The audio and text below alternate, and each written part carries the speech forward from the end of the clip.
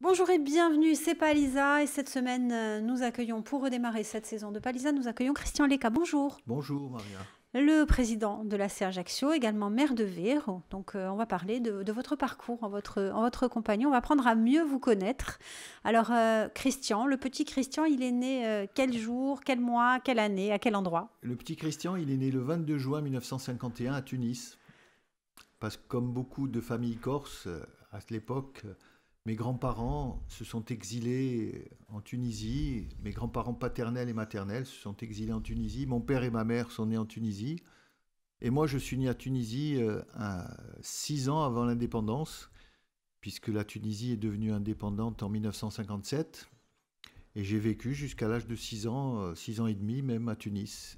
Lorsque mes parents ont quitté en quittant la Tunisie, ils ont espéré venir en Corse, mais malheureusement, ils ont été nommés dans les brumes du Nord à Fontainebleau, et j'ai suivi à Fontainebleau. Après, malheureusement, mon père est décédé brutalement, et ma mère est rentrée en Corse ensuite, et j'ai plus quitté la Corse, sauf pour aller faire mes études sur le continent, travailler à Paris au ministère des Finances, où j'ai été fonctionnaire du Trésor. Et j'ai travaillé à Paris au ministère des Finances, rue de Rivoli, dans l'actuel palais du Louvre. Et après un petit détour par Nice, je suis rentré directement à Ajaccio, que j'ai plus quitté depuis 1983. Alors on va parler de toutes ces étapes de votre vie durant toute cette semaine, mais ces 6 premières années à Tunis, quels souvenirs vous en gardez? Ben, j'en ai un souvenir vivace, si je peux dire, puisque je suis retourné à Tunis voir la maison de mes grands-parents en 2010. Et je dois vous dire que j'ai eu une bouffée d'émotion quand je suis arrivé devant la maison. Euh, le temps s'était arrêté depuis 50 ans. L'atelier du menuisier était au même endroit, le teinturier au même endroit, le garage au même endroit, la maison au même endroit. Et j'ai frappé, et il y a un jeune couple de Tunisiens qui m'a accueilli. Et j'ai dit, voilà, moi je suis né ici, j'ai vécu ici. Ils m'ont fait rentrer et j'ai vu la maison qui n'avait pas changé depuis 50 ans. Et je veux dire que j'ai été envahi par l'émotion. Je garde de très bons souvenirs puisque j'allais promener à Tunis. On avait du côté de la famille de mon père une exploitation d'agriculture, d'agrumes dans le nord de la Tunisie. Donc j'ai eu une vie vraiment dorée jusqu'à l'âge de 6 ans, 7 ans. Et je garde de très très bons souvenirs. Quel petit garçon vous étiez? Ouf, un petit peu diable. Un petit peu diable, je ne vous cache pas. Casse-cou. Euh, une anecdote. En vacances en Corse, puisque tous les ans nous venions en vacances, on est invité au village dont est originaire ma grand-mère, à Grossa. J'arrive à Grossa, sans faire attention, je prends un vélo, un petit garçon qui est là, je me lance dans une pente, je tombe, bam, fracture du bras. Hôpital à Sartène, opération, etc., etc. On me met un plâtre. 15 jours, 3 semaines après, juste avant de rentrer à Tunis, je passe au village sur une pierre. Mon père me dit attention, tu vas tomber, attention. Je tombe, babam, et je me recasse le bras. Voilà. Ça résume un Casse-cou. peu votre, Casse-cou. ça résume un peu votre enfance. Donc, ce grand souvenir d'émotion, du Ouais. coup, Ah oui, oui, oui. à Tunis, y Et, compris. et j'ai appris quelque chose. J'ai appris quelque chose lorsque j'ai quitté la Tunisie, les vacances, pour revenir sur le continent. Lorsque je me suis présenté à la douane, le douanier m'a dit ah, tu es tunisois, toi. Je dis pardon, d'abord je suis corse, français en plus. Et tunisois, je sais. Il m'a dit tu es né ici, donc tu peux avoir la double nationalité, tu as le droit du sol, tu peux acheter une maison, tu peux faire tout ce que tu veux ici, tu seras toujours chez toi. Bon, compte tenu de la situation politique actuelle en Tunisie, je ne pense pas que j'irai m'installer là-bas. Ça a été une déchirure ce départ à 6 ans. Ça n'a pas été une déchirure. Ce qui a été, en fait, c'est le décès de mon père. Parce que lorsqu'on a quitté la Tunisie, donc se retrouver à Fontainebleau, dans le nord de la France, avec des gens qu'on ne connaissait pas, ça a été très très dur pour mes parents, je pense. Mais moi, j'ai été trop jeune, je ne me suis pas rendu compte. Mais a posteriori, quand je suis revenu à Tunis et quand j'ai vu la maison de mes grands-parents, j'ai des tas de souvenirs qui me sont remontés à la surface. J'ai eu beaucoup, beaucoup d'émotions. Les premières années de la vie jusqu'à 6 ans à Tunis, puis un départ en fait, et vous vous retrouvez à partir de 6 ans dans des conditions difficiles aussi avec la perte de votre papa. Tout à fait, oui, puisque on a quitté la Tunisie en 1957 et mes parents ont été nommés dans le nord, pour eux, à Fontainebleau, où ma sœur est née. Et malheureusement, mon père est décédé en octobre 1958, ce qui a causé, je ne vous cache pas, un trouble profond dans toute la famille. Et ma mère a réussi à se faire muter à Ajaccio, ou à retourner à Ajaccio dans les années 59-60. Donc on a réintégré la Corse en 1960. Donc un départ, on va dire, précipité, un retour au Voilà, pays. un retour au pays, oui, qu'on n'avait jamais quitté, puisque on venait en vacances, bien évidemment, tous les ans. On n'a jamais quitté, ma famille n'a jamais rompu le lien qui existait entre la Corse et la Tunisie, puisque les Corses sont toujours attachés à leur terre et ils reviennent toujours. Donc on n'avait jamais coupé le lien, donc on est revenu à Ajaccio. Quand on a 7, 8 ans, qu'on vit des événements pareils, comment on les appréhende? Ben, c'est compliqué de perdre son papa à 7 ans, puis brutalement comme ça, d'une crise cardiaque, parce qu'en 1958, les progrès de la médecine n'étaient pas encore ce qu'ils sont aujourd'hui. Aujourd'hui, je pense qu'ils s'en seraient tirés, mais bon, c'est comme ça. Ça a été traumatisant de quitter la Tunisie, partir à Fontainebleau, revenir en Corse, où je ne connaissais pas grand monde, puisque je venais qu'en vacances. Bah, petit à petit, donc le traumatisme s'est évacué. J'ai fait connaissance à des copains de mon âge, et puis on a continué comme ça à vivre, hein, puisque jusqu'en sixième, j'ai fréquenté l'école qui était à l'ancien collège, qui est aujourd'hui le Palais Fèche. J'étais à l'école là-bas jusqu'en sixième. En sixième, ensuite, le frère de mon père, qui était surveillant général au lycée d'Antony et au lycée Lacanal à Sceaux, m'a fait venir avec lui. Donc j'ai fait les sixième, cinquième, quatrième là-bas à Antony, à Sceaux. Et je suis rentré à Ajaccio définitivement en 1965 pour terminer mes études au lycée Fèche, de 65 à 69, où j'ai réussi au bac et je suis reparti à Paris faire des études de droit que j'ai interrompues au bout de 2 ans pour passer un concours dans la fonction publique, comme beaucoup de Corses, le concours du Trésor que j'ai réussi. Et je suis reparti à Paris. Je suis reparti à Paris de 73 à 80, oui, que j'ai été nommé à Paris au ministère des Finances, rue de Rivoli, dans le palais du Louvre. Et je suis revenu après un petit saut à Nice de 80 à 83. Je suis rentré définitivement en Corse en 83. Donc les premières années de collège à Ajaccio, et puis après, à nouveau ce départ. Voilà. Comment vous avez vécu? Ben, je suis un pigeon voyageur, j'ai l'habitude. Je pense qu'il faut avoir une force de caractère certaine pour ne pas tomber dans quelque chose qui ne serait pas bon. Donc, puis j'ai été entouré par mon oncle, mes grands-parents qui étaient avec eux, donc j'étais pas seul, quoi.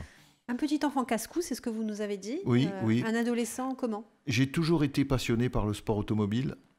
J'ai toujours rêvé, quand j'étais tout petit, je connaissais toutes les marques de voitures. Et j'ai toujours été passionné par ça. Donc, automatiquement, quand j'ai eu l'âge du permis, j'ai commencé à m'intéresser au sport automobile. J'ai commencé à faire du circuit sur le continent avec le Simca Racing Team. Et j'ai fait le rallye de Monte-Carlo. J'ai commencé à courir en fait en 83. J'ai commencé à me lancer dans les rallyes en tant que pilote d'abord. Et puis comme j'étais pas trop bon en tant que pilote, j'ai fait la connaissance de Gilbert Casanova qui cherchait un coéquipier. Et je suis devenu son coéquipier et on a une histoire ensemble. Je crois qu'on a fait plus de 60 rallyes. On a gagné le classement amateur du Tour de Corse. On a gagné plein de classements. Enfin, j'ai des coupes chez moi, j'ai des souvenirs, des photos.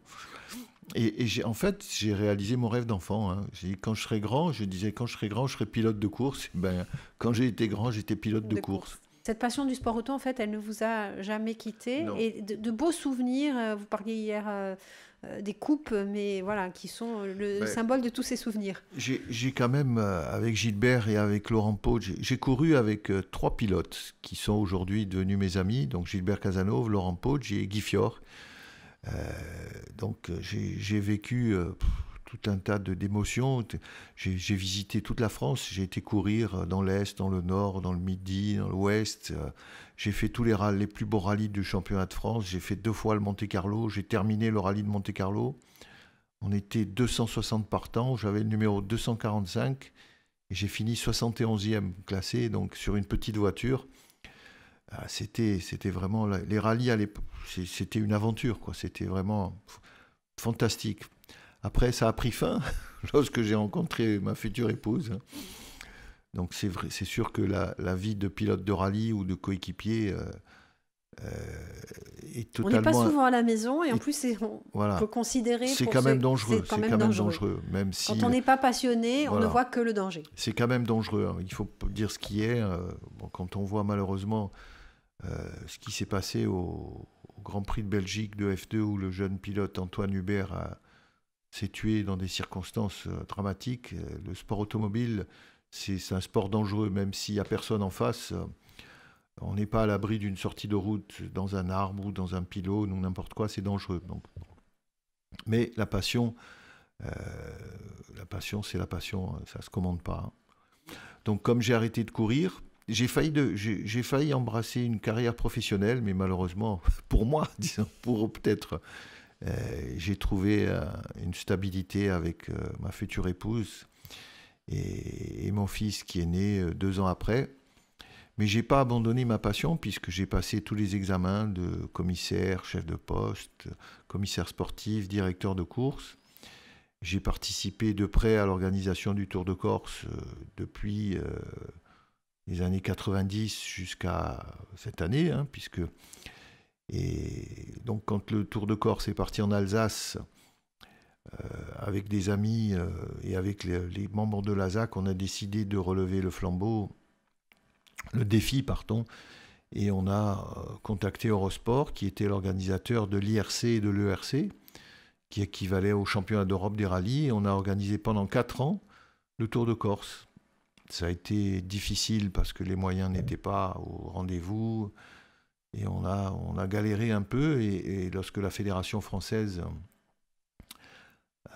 nous a contactés pour savoir si c'était possible de revenir en Corse, on a bien évidemment dit oui et le Tour de Corse est reparti en 2015 et en récompense des services rendus, si je peux dire, j'ai été nommé par le président de la Fédération commissaire sportif international et je fais partie de la commission des rallyes. Je représente la France à la commission des rallyes, à la Fédération internationale de l'automobile, donc ce qui fait que je vais exercer, si on peut dire, mes talents un peu partout en Europe.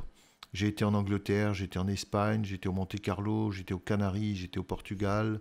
Et là, je vais être commissaire sportif FIA international au rallye de Grande-Bretagne au début octobre. Donc, une passion qui ne vous a jamais quitté. Est-ce qu'il y a une ou deux anecdotes sur les rallyes Oui, il y en a une savoureuse que je raconte. Lorsque j'ai disputé le rallye de Monte-Carlo en 85, en 84, enfin je ne me souviens plus, en 84, en 85 avec Gilbert, c'était une année où l'enneigement était très très important. Et à un moment donné, on a ce qu'on appelle un carnet d'itinéraire, un roadbook qui nous indique tout l'itinéraire à suivre. Et on arrive dans un endroit où il y avait 3 routes et la neige avait caché un panneau, on se trompe d'endroit et on continue. À un moment donné, je dis à Gilbert, non, c'est pas possible, fais demi-tour, c'est pas la bonne route.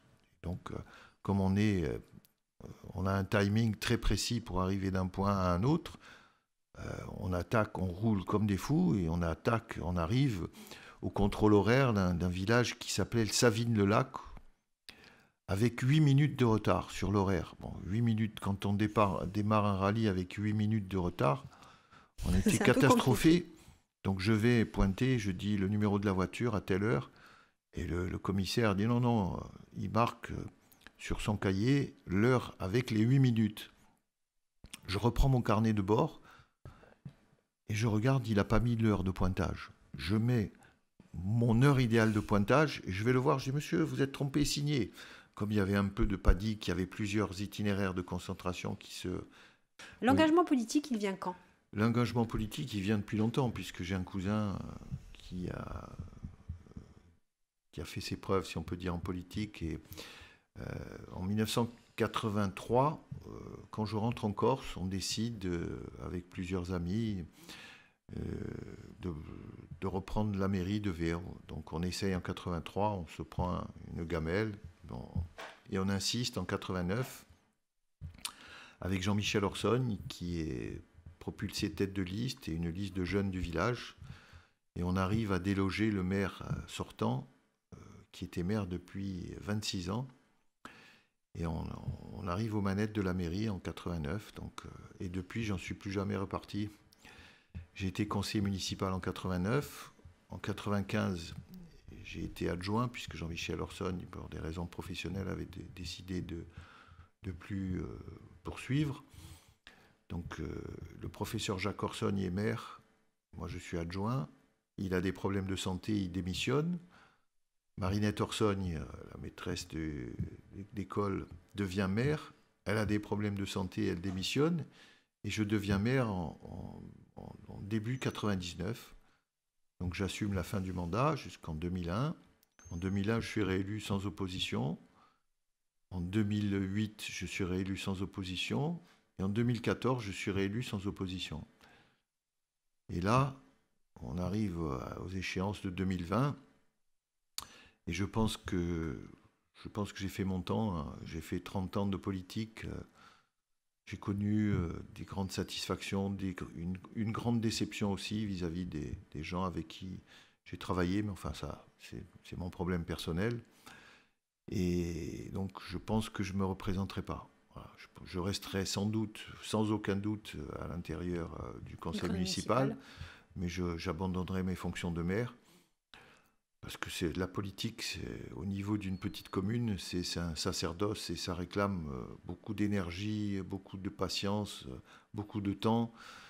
Et avec les fonctions que j'occupe maintenant, parce que je n'ai pas voulu abandonner complètement le sport automobile international et la présidence de la C Ajaccio, j'aurais plus le temps d'exercer sereinement mes fonctions de maire. Donc j'ai décidé de passer la main. Un poulain ? Oui, on a déjà discuté, donc on travaillera ensemble pour la préparation de la liste. Il n'y aura aucun problème de ce côté-là. C'est quelqu'un en qui j'ai confiance absolument et qui mérite, qui a beaucoup fait pour la commune et qui sera parfaitement au fait. Et puis je serai là pour l'aider en cas de besoin. Hein, voilà. Alors justement, quand vous prenez la mairie, donc une première présentation, on va dire, une première liste, et puis c'est le bouillon, on n'est pas comme maintenant où beaucoup de choses se passent, où les mentalités ont évolué. Pour prendre la mairie, il a fallu vraiment convaincre dans le village, où certaines idées étaient parfois regardées de travers. Oui, les nationalistes, c'était tous des terroristes qui opéraient la nuit en cagoule et qui mettaient des bombes et qui terrorisaient les gens. On a vu le résultat, hein, parce que notre liste, il ne faut pas s'en cacher, elle a toujours été à forte tendance coloration nationaliste, mais les gens se sont aperçus qu'on faisait avant tout, moi je faisais avant tout pour mon village. Hein. Je ne vais pas ici faire mon bilan, mais quand je vois le village en 1989 et quand je vois le village maintenant, il y a 600 habitants, il y a une école, il y a 64 enfants, il y a des employés municipaux, il y a un document d'urbanisme, il y a la voirie qui a été refaite, il y a la station d'épuration, le réseau d'eau, l'amélioration du village, l'amélioration des conditions de vie, la communauté des communes, l'intercommunalité. Donc c'est un autre monde, quoi. Beaucoup de choses qui ont été faites. Il y a une auberge de jeunesse qui va ouvrir. Il y a une auberge de jeunesse qui est ouverte depuis le 1er août. Donc on a récupéré une bâtisse qui a toute une histoire. C'est une bâtisse qui a été construite par des gens originaires du village qui ont fait fortune en Tunisie dans les phosphates, puisqu'ils avaient trouvé une mine de phosphate sur leur terrain qui leur appartenait. C'est le terrain qui leur appartenait. Donc ils sont rentrés en Corse et ils ont construit une bâtisse de 400 mètres carrés en pierre de taille sur 2 niveaux magnifiques qui surplombent toute la vallée. Et ces personnes-là ont eu 2 enfants qui ne se sont jamais mariés. donc ils sont décédés, le garçon est décédé, et la fille a continué à habiter au village dans des conditions précaires, et à un moment donné, elle ne pouvait plus rester seule, et l'abbé Rosset l'a recueillie à la paroisse Saint-Roch, et cette dame, lorsqu'elle est décédée, avant qu'elle décède, avait fait un testament, et elle léguait à l'abbé Rosset et au diocèse tous ses biens, dont ce fameux château. Donc l'abbé Rosset a récupéré ce château, il l'a aménagé petit à petit pour en faire un lieu de vie pour les scouts, les scolaires, etc. etc. Et puis, avec, je pense, l'âge aidant, il n'a pas pu continuer, et ce château est resté à l'abandon, inoccupé pendant 15 ans. Et un beau jour, avec mes colistiers, on a dit, mais ça serait dommage de le laisser partir comme ça. Donc on est rentré en contact avec l'évêché. Ils nous ont fait un bail précaire. Donc on a essayé de voir ce qu'on pouvait faire. Puis on s'est rendu compte que on ne pouvait pas. On était obligé de repenser complètement l'organisation. On est allé les voir. On leur a dit, voilà, nous on est prêts à investir dans le château, en faire une auberge de jeunesse pour accueillir justement les jeunes, les moins jeunes, les scolaires, etc., etc. Et ils nous ont fait un bail amphithéotique. Et on a investi 150 000 € pour remettre tout au niveau, plomberie, électricité, chauffage, toit, toiture, etc., etc. Et on a pris contact avec la Ligue française des auberges de jeunesse. On les a fait venir sur place, on leur a montré le plan et les investissements futurs. Et ils ont été emballés et on a signé un contrat avec eux. Donc on est référencé.